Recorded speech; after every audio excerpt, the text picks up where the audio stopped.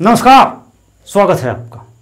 अफगानिस्तान में अमेरिका ने जिस तरीके की करारी हार झेली है, उसने उसकी सुपर पावर वाली इमेज को करारा झटका दिया। अब पश्चिमी मुल्कों को लगने लगा है कि अमेरिका अब उतना ताकतवर नहीं रहा कि जिससे उसको सुपर पावर कहा जाए। और सच पूछिए तो कई देश अमेरिका की अब इस काबिलियत को संदेह की निगाहों से देखने लगे हैं।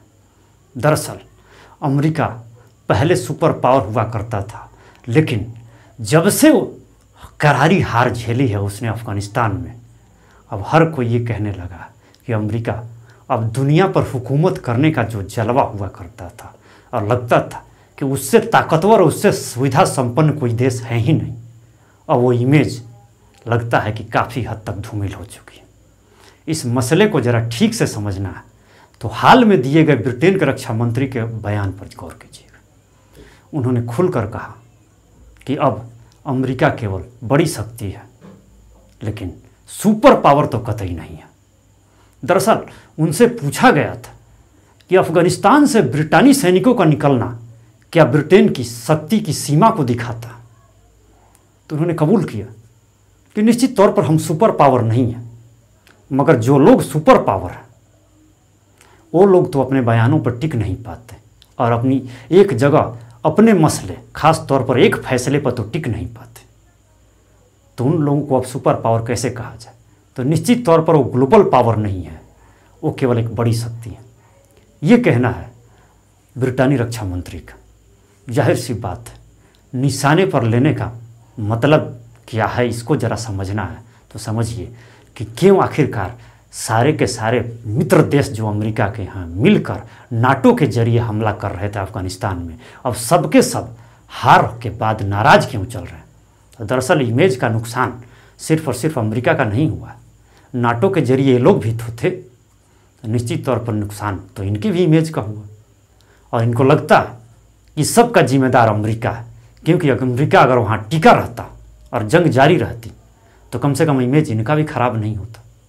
क्योंकि अगर मसले को समझना है तो ज़रा इस चीज़ को समझिए कि जर्मनी जो था दूसरे विश्व युद्ध के बाद पहली बार लड़ाकू विमानों के जरिए अमेरिका का साथ दे रहा था अफगानिस्तान में, मगर उसे भी बैरन वापस लौटना पड़ा। फिर अब उन वहाँ के लोगों को लगने लगा अमेरिका ने उनके साथ दगा दे दिया, अपने आप फैसला ले लिया खुद से और किसी भी मुल्क से सलाह नहीं ली। मजबूरी में सारे नाटो मुल्क के सदस्यों को भी लौटना पड़ गया।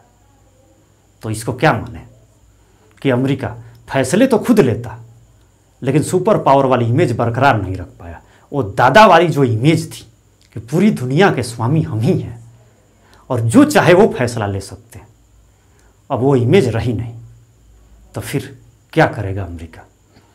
हालांकि सच पूछिए तो अमेरिका में चाहे जो भी परिस्थितियां रंग ला रही हो और बाहर की दुनिया जिस तरीके से सोच रही हो, जो बाइडेन को लगता है कि उनका फैसला सही है, लिहाजा वो बार बार अपने फैसले को सही साबित करने में लगे हों। लेकिन ब्रिटेन समेत कई मुल्कों को लगता है कि ये फैसला निश्चित तौर पर उनकी इमेज को न सिर्फ नुकसान पहुंचाया बल्कि काफ़ी हद तक गलत फैसला था। कई मुल्कों के राष्ट्रपतियों ने तो इसे सरेआम गलत कह दिया। चेक रिपब्लिक के राष्ट्रपति का कहना था कि ये तो कायरता भरा फैसला है। जाहिर सी बात है, जिस किस्म की आलोचना पूरे दुनिया भर में हो रही है, अमेरिका इस चीज़ को समझ रहा है। लेकिन जो बाइडेन का ये कहना है कि अनंत काल तक तो हम सेना भेज नहीं सकते थे वहाँ पर, तो फिर करें क्या? वापस बुलाना एक सुरक्षित फैसला था, हमने कर लिया। यानी जो बाइडेन बार बार ये बात साबित करना चाहते हैं कि अमेरिका अब अनंत काल तक वहाँ रहेगा नहीं और अफगानिस्तान को उसके हाल पे छोड़ दिया जाए। जाहिर सी बात है, ये पलायनवादी सोच अमेरिका की जब से हुई है तब से बाकी मित्र देशों को भी लगने लगा है कि सुरक्षा के मसले पर कम से कम भरोसा करना अमेरिका पर ठीक नहीं है। ये ठीक था कि नाटो बना था इसलिए कि पश्चिमी मुल्कों पर अगर हमला तो अमेरिका उनके साथ मिलकर बचाव करेगा, लेकिन जो अमेरिका अगर टिक नहीं पाया अफगानिस्तान में, वो क्या बचाव करेगा? लोगों को लगता है कि अब साधन संपन्न अमेरिका के पास वैसी विल पावर नहीं रही या उस तरीके से लड़ने की कैपेसिटी कम से कम खो चुका है जो बाइडेन के राज्य में।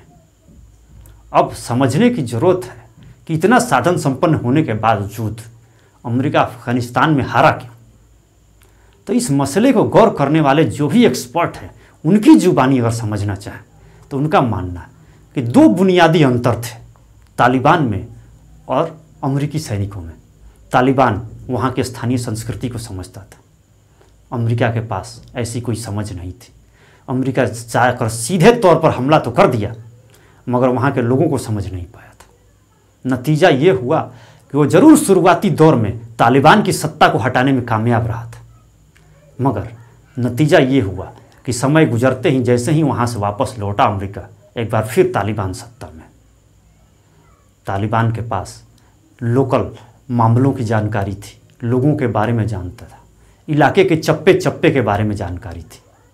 वहाँ के स्थानीय संस्कृति से तालिबान वाकिफ़ था, लोगों को अपने साथ जोड़ने में कामयाब रहा।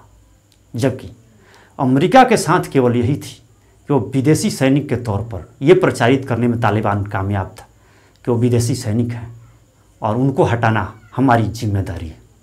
लिहाजा तालिबान धर्म के आधार पर लोगों को काफ़ी हद तक जोड़ने में कामयाब रहा, मगर अमेरिका के साथ ऐसा नहीं था। खुद तालिबानियों का मानना था कि अमेरिकी और नाटो सैनिक तो सिर्फ और सिर्फ डॉलर के लिए काम कर रहे थे। अब जाहिर सी बात, कमिटमेंट अगर धर्म के नाम पर हो तो कहीं ज़्यादा मजबूत होगी मुकाबले डॉलर के। कुल मिलाकर परिस्थितियां ऐसी बनी कि अमेरिका लगातार 20 सालों तक लड़ता रहा और काफ़ी हद तक नाकाम कर दिया था तालिबान को, लेकिन पाकिस्तान से मिलने वाले सपोर्ट ने कभी भी पूरी तरीके से तालिबान को ख़त्म नहीं होने दिया। नतीजा 20 साल बाद देख लीजिए, तालिबान मजबूती के साथ सत्ता में है और अमेरिका को यहाँ से भागना पड़ा। सवाल यही है कि इतना साधन संपन्न होना और सब कुछ मजबूती के साथ जुड़े होना और ख़ासतौर पर 36 देशों की सेनाओं को लेकर आना, उसके बाद हार जाना, क्या अमेरिका की ये सीधे तौर पर रणनीतिक चूक है? निश्चित तौर पर कहा तो यही जा सकता है कि अमेरिका यहाँ काफ़ी हद तक चूक कर गया। उसने ग्राउंड लेवल पे तैयारी उस तरह की नहीं की जिस तरीके की तैयारी उसे होनी चाहिए थी। और इसी का नतीजा है कि इमेज का जो करारा नुकसान हुआ है अमेरिका को, उसे भरने में काफ़ी समय लगेगा। तब तक उसे मैनेज करना होगा अपने मित्र देशों को, क्योंकि वही सबसे ज़्यादा नाराज़ है और वही अमेरिका की इमेज की खिल्ली उड़ा रहे हैं। इस वीडियो में बस इतना ही। बहुत बहुत धन्यवाद।